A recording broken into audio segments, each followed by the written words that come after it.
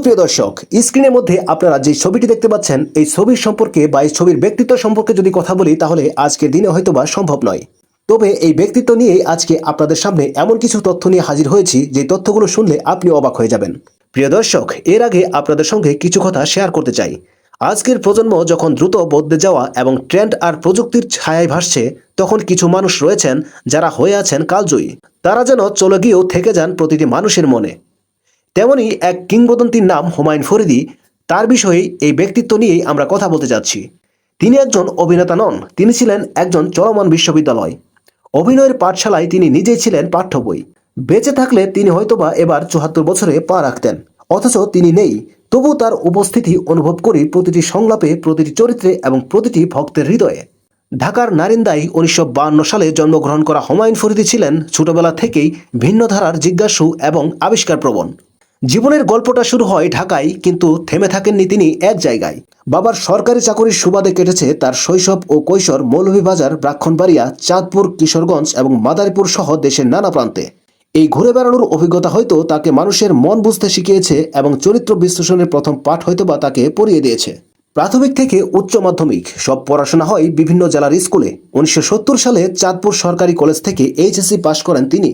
সেই উত্তাল সময় পেরিয়ে হুমায়ুন ফরিদী ভর্তি হন জাহাঙ্গীরনগর বিশ্ববিদ্যালয়ে অর্থনীতি বিভাগে। হুমায়ুন ফরিদী মানেই ব্যতিক্রমী চরিত্রের চমৎকার উপস্থাপন। প্রতিটি চরিত্রে যেন তিনি নিজেকে ঢুকিয়ে রাখতেন। কখনো ছিলেন রহস্যময়, কখনো ছিলেন রাগী, আবার কখনো বা অসহায় ও মানবিক চরিত্র।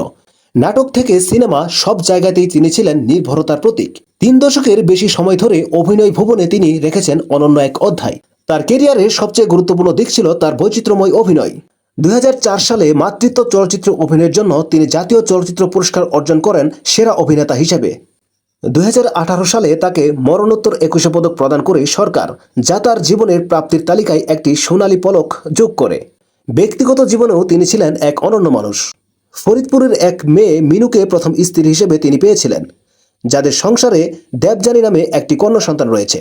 তারপরে বিয়ে করেন আরেক গুণী অভিনেত্রী সুবর্ণা মোস্তফাকে। তবে সেই সম্পর্কও স্থায়ী হয়নি। ২০০৮ সালে তার বিচ্ছেদ ঘটে। ২০১২ সালের ১৩ ফেব্রুয়ারি হঠাৎ করেই সব আলো নিভে যায়। কিংবদন্তি এই অভিনেতা পৃথিবীর মায়া ত্যাগ করে চলে যান না ফেরার দেশে।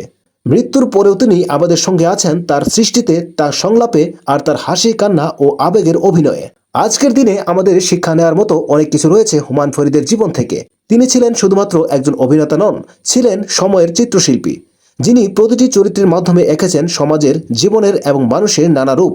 যে প্রজন্ম হয়তো তাকে পর্দায় দেখেনি, আজকের এই দিনেও তাদের উচিত তার কাজগুলো খুঁজে দেখা, অনুভব করা আর বুঝে ফেলা একজন ফরিদী কিভাবে শুধুমাত্র অভিনেতা শব্দের মাধ্যমে আটকে থাকে না, বরং তিনি হয়ে ওঠেন দর্শকদের প্রতিচ্ছবি।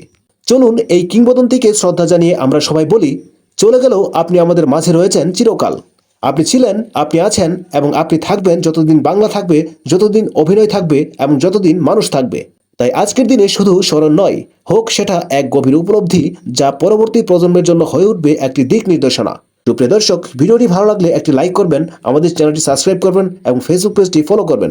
দেখা হবে পরবর্তী কোনো তথ্যবহুল এবং শিক্ষামূলক ভিডিও নিয়ে।